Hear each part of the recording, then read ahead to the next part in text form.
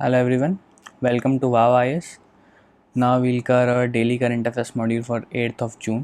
Okay ये है हमारे कंटेंट लिस्ट आज के लिए। सबसे पहले हम देखेंगे magneto caloric material for cancer treatment.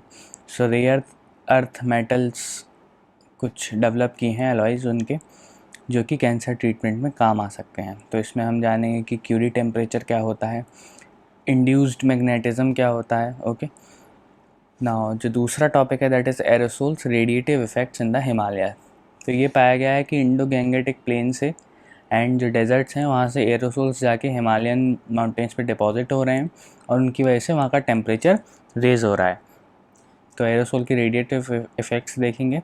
तीसरा टॉपिक है हमारा एनवायरमेंटल परफॉर्मेंस इंडेक्स। ये रिलीज़ करती है येल यूनिवर्सिटी, ये चीज़ आपको याद रखनी है। और इसमें इंडिया की पोजीशन काफ़ी स्लिप हो गई है, 168 रैंक है इंडिया की। तो वो देखेंगे कि क्या क्या इसके पैरामीटर्स हैं और कैसे पैरामीटर्स पे इंडिया ने परफॉर्म किया है।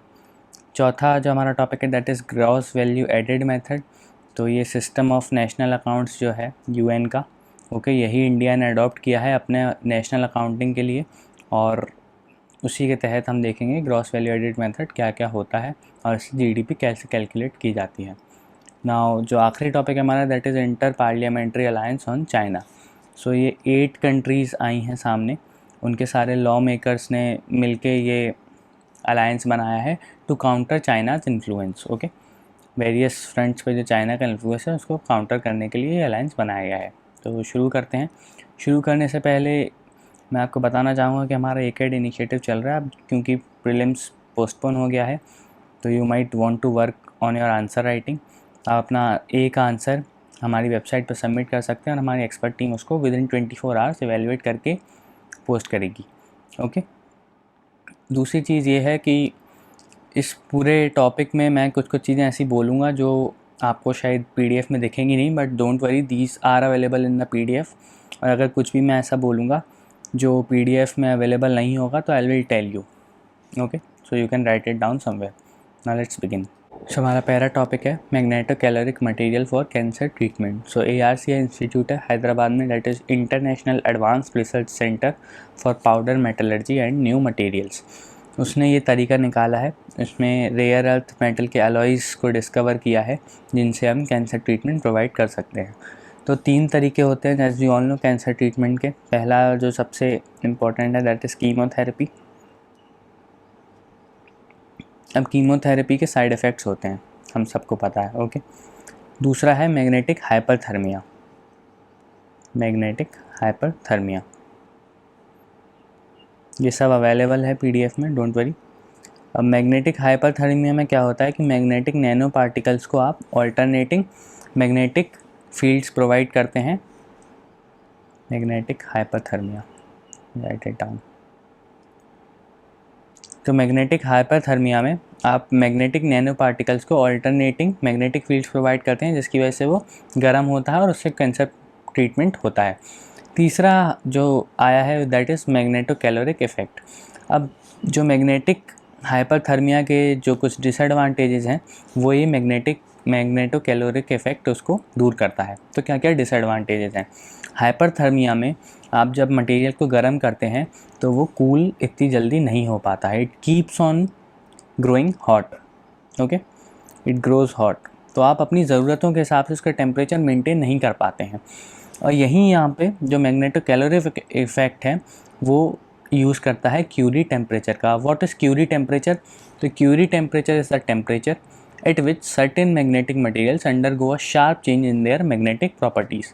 ओके, मैग्नेटिक मटेरियल्स की प्रॉपर्टीज़ में काफ़ी डिफरेंस आ जाता है और परमानेंट मैग्नेटिज्म को लूज़ करके ये इंड्यूस्ड मैग्नेटिज्म ले लेते हैं। परमानेंट मैग्नेटिज्म जो कि मैग्नेटिक मटेरियल हमेशा पर मैग्नेटिज्म शो करता है वो चला जाता है और इसके बदले आता है इंड्यूस्ड मैकेनिज़्म। मतलब आप जब मैग्नेटिक फील्ड उसको अप्लाई करेंगे तभी वो मैग्नेटिज्म शो करेगा, अदरवाइज़ नहीं करेगा। इससे क्या होता है कि जो हमारा परमानेंट हीटिंग का जो प्रॉब्लम है मैग्नेटिक हाइपरथर्मिया में वो दूर हो रहा है। कीमोथेरेपी के तो जो हम साइड इफ़ेक्ट्स जानते ही हैं। ओके, और मैग्नेटिक हाइपरथर्मिया में भी इतने सारे साइड इफ़ेक्ट्स होते हैं। इससे हेयर लॉस हो सकता है और भी काफ़ी सारे साइड इफ़ेक्ट्स हैं मैग्नेटिक हाइपरथर्मिया के, क्योंकि आपका जो कंट्रोल टेम्परेचर नहीं होता है, magnetic nano particles heat up होते ही जाते हैं। तो यही इशू को एड्रेस करता है मैग्नेटो कैलोरिक इफ़ेक्ट। तो जैसा कि मैंने आपको बताया, मैग्नेटिक नैनो पार्टिकल्स होते हैं मैग्नेटिक हाइपरथर्मिया में, that are subjected to alternating magnetic fields of few gauss, okay. और टेम्परेचर मेंटेन करना पड़ता है आपको बिटवीन 40 एंड 45 डिग्री सेल्सियस, ये न्यू इन्फॉर्मेशन है। अब मैग्नेटिक हाइपरथर्मिया में ड्रॉबैक जो मैंने आपको बताया कि is the lack of control of temperature, आपका हीटअप ही होता जाता है मटेरियल और आपके पास कंट्रोल नहीं होता। तो मैग्नेटिक कैलोरिक मटेरियल्स में आप जो टेम्परेचर है वो अपने हिसाब से कंट्रोल कर सकते हैं, और ऑल्टरनेटिंग हीटिंग एंड कूलिंग जब होती है तो उससे कैंसर ट्रीटमेंट होता है। एक जो ड्रॉबैक और है हाइपरथर्मिया का, वो ये है कि जब आप हीटअप करते जाते हैं चीज़ों को, तो जो हेल्दी सेल्स हैं आपकी, वो भी कभी कभी उनको भी डैमेज हो जाता है। हेल्दी सेल्स को, कैंसर सेल्स को तो डैमेज हो ही रहा है, बट हेल्दी सेल्स भी डैमेज हो जाती हैं, ओके। तो ये एक ड्रॉबैक है हाइपरथर्मिया का, जो कि मैग्नेटो कैलोरिक इफेक्ट में आपका एड्रेस हो रहा है। तो जैसा कि मैंने आपको बताया कि ARCI chose rare earth based alloys for studies, okay. इतना ही था ये topic. Now let's move forward. अगला टॉपिक है हमारा aerosols radiative effects in the Himalayas. तो इंडो गैंगेटिक प्लेन और डेजर्ट से जो एरोसोल्स हैं वो ट्रेवल्ड अप टू हिमालयाज़, उन्हें ट्रैवल किया हिमालय पे, और वहाँ पे ये सरफेस पे डिपॉजिट हो गए हैं, जिसकी वजह से जो टेम्परेचर है वो बढ़ता जा रहा है। एक स्टडी हुई है और स्टडी में ये बताया गया है कि जो लद्दाख का टेम्परेचर है, ओके, वो हर डेकेड 0.3 से 0.4 डिग्री सेल्सियस बढ़ रहा है, और ऐसा 3 डेकेड से हो रहा है। मतलब अभी तक लगभग 1 डिग्री सेल्सियस का चेंज लद्दाख में आ चुका है, ओके। नाउ एरोसोल्स होते क्या हैं? तो aerosol is a suspension of fine solid particles और लिक्विड ड्रॉपलेट्स इन एयर और अनदर गैस। तो ये कोई टफ नहीं है, okay. Light absorbing carbonaceous aerosols in dust from the polluted Indo Gangetic plain and desert areas over the Himalayas constitute a major climate issue, okay. ये मैं आपको ऑलरेडी बता चुका हूँ। नाउ जो एरोसोल्स का जो इफ़ेक्ट है उसको क्वांटिफाई करना is very tough, okay. Progress हुई है काफ़ी कि आप उसके जो इफ़ेक्ट है उसको बहुत एक्यूरेटली क्वांटिफाई कर पाओ, but it is also tough because uncertainties हैं काफ़ी सारी। तो आपको प्रिसाइज मेजरमेंट चाहिए होता है of aerosol properties like their optical, physical and radiative properties, okay. So जो एरोसोल रेडिएटिव फोर्सिंग होती है उसको मेजर करना is quite tough. Aerosol radiative forcing, ये एक इम्पॉर्टेंट टर्म है। इसकी डेफिनेशन हम देखेंगे, ये दी नहीं हुई है तो you can write it somewhere. Technical definition दी है PDF में, but that is somewhere somewhat hard to understand. So सबसे पहले हम देखेंगे कि रेडिएटिव फोर्सिंग क्या होती है। Insolation, we all know insolation क्या होता है। Incoming solar radiation is insolation, incoming solar radiation, okay. और इसके बाद अर्थ क्या करती है कि उसको रिफ्लेक्ट बैक करती है। अर्थ रिफ्लेक्ट्स द सोलर रेडिएशन। अब कुछ पार्ट उसमें एब्जॉर्ब हो जाता है, ओके। जो पार्ट एब्जॉर्ब हो जाता है जिसकी वजह से टेम्परेचर बढ़ जाता है, दैट इज़ रेडिएटिव फोर्सिंग। तो it is the difference between incoming insolation and the reflection, ये है रेडिएटिव फोर्सिंग। अब एरोसोल रेडिएटिव फोर्सिंग क्या होती है? तो वही जो ये टेम्परेचर चेंज जो कि एरोसोल की वजह से आए, इसको हम बोलेंगे एरोसोल रेडिएटिव फोर्सिंग। तो एरोसोल की वजह से कितना एब्जॉर्प्शन बढ़ रहा है, that is aerosol radiative forcing. तो ये बताया कि हिमालय का टेम्परेचर काफ़ी बढ़ रहा है। आपको कुछ और फैक्ट्स मिलेंगे PDF में, but these are not very important. तो हिमालयन टेम्परेचर इज़ इंक्रीजिंग और this is a cause for concern, okay. So इतना ही था टॉपिक। Let's move forward. अगला टॉपिक है हमारा एनवायरनमेंट परफॉर्मेंस इंडेक्स EPI 2020। और EPI 2020 निकाला है येल यूनिवर्सिटी ने। ये एक बायनियल रिपोर्ट है, और बायनियल मतलब 2 साल में एक बार आती है, ओके। और इंडिया की 168th रैंक आई है, और ये बहुत ही पीछे है इंडिया सारे इन्वायरमेंटल इंडिकेटर्स में। तो सबसे पहले हम देखते हैं कि ये जो इंडेक्स है, this consist of 32 indicators, okay, categorised over 11 issues. 11 issues हैं और 32 इंडिकेटर हैं, ओके, ऑफ एनवायरमेंटल परफॉर्मेंस। और ये 10 ईयर के ट्रेंड भी बताता है कि 10 सालों में आपने कैसा परफॉर्म किया है, उसका एक ट्रेंड ये प्रेजेंट करता है, okay. So the performance on climate change was assessed based on the following indicators. अब ये क्या क्या इंडिकेटर्स थे? तो एक था green house gas emissions per capita, फिर दूसरा था green house gas intensity growth rate, okay, growth rate क्या है, तीसरी growth rate in carbon dioxide emissions from land cover, okay. और चौथा था adjusted emission growth rates composed of growth rates of 4 green house gases and 1 pollutant. तो ये इतना important नहीं है कि क्या क्या स्पेसिफिक पैरामीटर्स थे। नाउ इंडिया के परफॉर्मेंस की बात करें तो इंडिया काफ़ी स्लिप हुआ है, और इंडिया साउथ एशियन रीजन में देखा जाए तो अफ़गानिस्तान को छोड़ के इंडिया सबसे पीछे है। अफ़गानिस्तान ही एक ऐसी कंट्री है इकलौती जो इंडिया से पीछे है, बाकी सब कंट्रीज़ इंडिया से आगे हैं, ओके। और सारे की जो क्लाइमेट रिलेटेड पैरामीटर्स थे उसमें इंडिया ने बिलो रीजनल एवरेज परफॉर्म किया है, ओके। लाइक एनवायरमेंटल हेल्थ हुई, ये सब इंफॉर्मेशन PDF में दी है तो डोंट वरी। एनवायरमेंटल हेल्थ, दूसरा था air quality, okay, air quality. तीसरा था सैनिटेशन एंड ड्रिंकिंग वाटर, फिर चौथा था heavy metals and waste management. तो इन सब में इंडिया ने बहुत ही ख़राब परफॉर्मेंस किया है। Also biodiversity and ecosystem services में भी इंडिया ने बहुत ख़राब परफॉर्म किया है। बायोडाइवर्सिटी एंड इकोसिस्टम सर्विसेज, इसमें भी इंडिया का performance is very poor, okay. Now India के लिए कुछ रिमार्क्स हैं जो EPI प्रोवाइड करता है, and these remarks are that black carbon and green house gas emissions per capita increased in 10 years. 10 सालों का ट्रेंड जो इसने बताया उसमें ये बताया कि ब्लैक कार्बन और ग्रीन हाउस गैस एमिशंस साल ब साल इंक्रीज़ हो रहे हैं, ओके। दूसरा जो रिमार्क है इंडिया के लिए that is India need to focus on sustainability issues, okay, with high priority to critical issues such as air and wind quality, biodiversity and climate change. अब जो 2020 का जो EPI फ्रेमवर्क है वो मैंने आपको बताया कि 12 इंडिकेटर्स हैं और 11 इश्यूज़ में इनको कैटेगराइज किया गया है विद 2 पॉलिसी ऑब्जेक्टिव्स। तो ये इतना इंपॉर्टेंट नहीं है। Now let's move forward. ना अगला टॉपिक है हमारा gross value added method. National statistical office that is the NSO has released its provisional estimates of national income for the financial year 2019 and 20. It also detailed the estimates of the gross value added. So 2015 में India ने adopt किया UN का system of national accounts, okay, system of national accounts SNA, और इसके तहत जो भी GDP calculations होंगी that will be based on the gross value added. ऐसा नहीं है कि इंडिया ने पहले कभी ग्रॉस वैल्यू एडेड मेथड का यूज़ नहीं किया, बट पहले हम क्या करते थे कि एट फैक्टर कॉस्ट इसको इंक्लूड करते थे, एट फैक्टर कॉस्ट। और अब क्या होता है बेस प्राइस। बेस प्राइस क्या होते हैं, आप you will be wondering what is base price. तो base price is nothing but the producer price, जो भी प्रोड्यूसर को कॉस्ट आ रही है that is the base price. और इनमें डिफरेंस क्या होता है, तो इनमें डिफरेंस बस होता है प्रोडक्शन टैक्सेस का, okay, that we will see difference is only about the production taxes.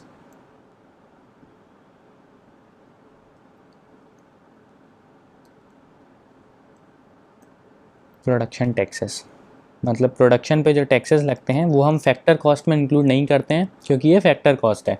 जो भी फैक्टर्स इन्वॉल्व हैं like the land, labour, entrepreneur, okay, so इनको हम इंक्लूड करते हैं और टैक्सेस को हटा देते हैं। The difference will only be in the production taxes.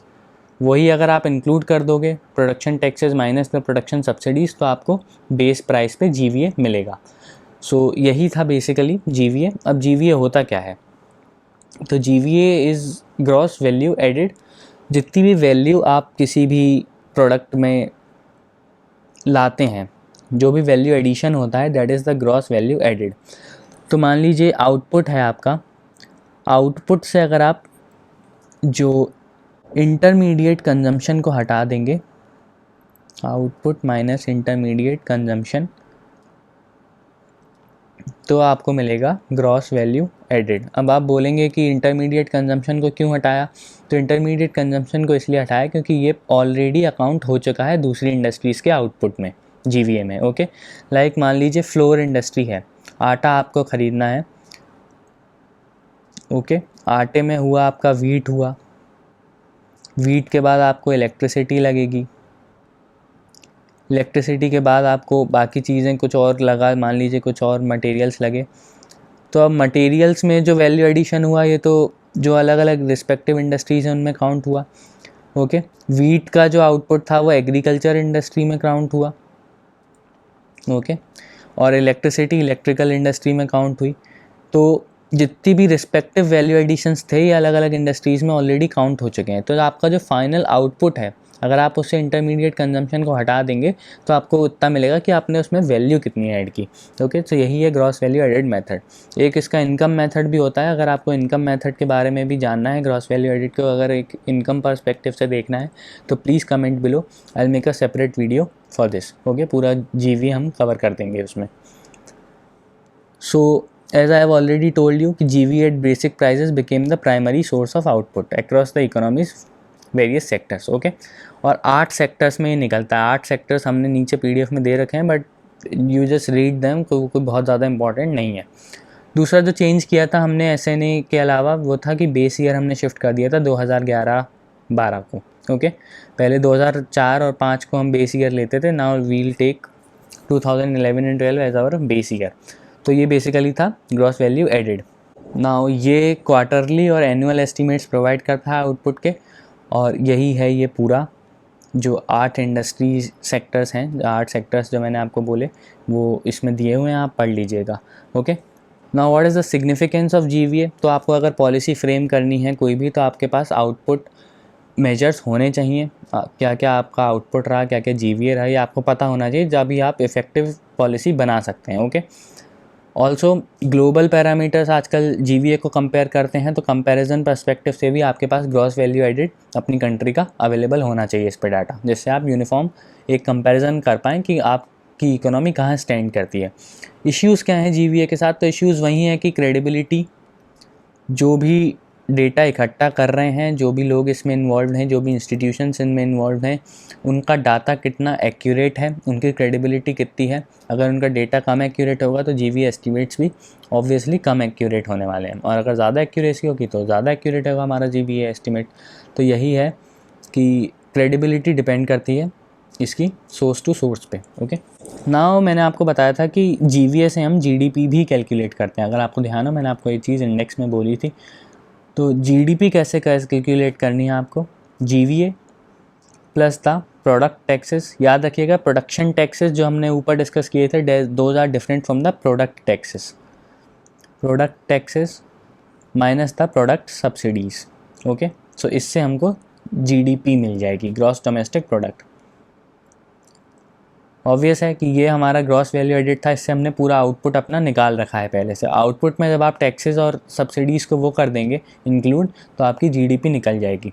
Okay, अब हमने बात की कि प्रोडक्ट टैक्सेस अलग होते हैं प्रोडक्शन टैक्सेस से। तो प्रोडक्शन टैक्सेस क्या होते हैं? Let's see. Production taxes, production taxes में आपका मान लीजिए हुआ जो आप लैंड पे टैक्स देते हैं। ओके, लैंड पे आपने टैक्स दिया, जो आप इलेक्ट्रिसिटी पे टैक्स दे रहे हैं। ओके, आपकी एक यूनिट है, मान लीजिए मेरी एक इंडस्ट्री है किसी भी एरिया में इंडिया के। ओके, दिल्ली में मान लीजिए मेरी एक इंडस्ट्री है। अगर अब मैं अपनी इंडस्ट्री में प्रोड्यूस नहीं भी कर रहा हूँ तो मुझे लैंड टैक्स तो देना पड़ेगा। ओके, इलेक्ट्रिसिटी जितनी कंज्यूम हो रही है, लाइट्स तो जल ही रही होंगी, फंक्शन कुछ ना कुछ फंक्शन तो हो रहा होगा, तो हमको इलेक्ट्रिसिटी टैक्स उस पर देना पड़ेगा। ये सारे कांस्टेंट टैक्सेस हैं। ओके, कांस्टेंट टैक्सेस मतलब कि हमको ये देना ही पड़ेगा इर्रिस्पेक्टिव ऑफ द प्रोडक्शन। मैं प्रोडक्ट प्रोड्यूस कर भी रहा हूँ या नहीं भी कर रहा हूँ तो भी मुझे प्रोडक्शन टैक्सेस देने पड़ेंगे। On the other hand we'll talk about the product taxes. अब प्रोडक्ट टैक्सेस क्या होते हैं? जो प्रोडक्ट पे लगते हैं, लाइक सेल्स टैक्स लगता है। ओके, एक्साइज ड्यूटी लगती है, कस्टम्स ड्यूटी लगती है, तो that is the product tax. Okay, so I hope you understand the difference between production taxes and the product taxes. Production taxes का यूज़ हम जो GVA एट फैक्टर कॉस्ट और GVA eight basis prices उसमें use करते हैं, और product taxes का use हम GDP के लिए करते हैं।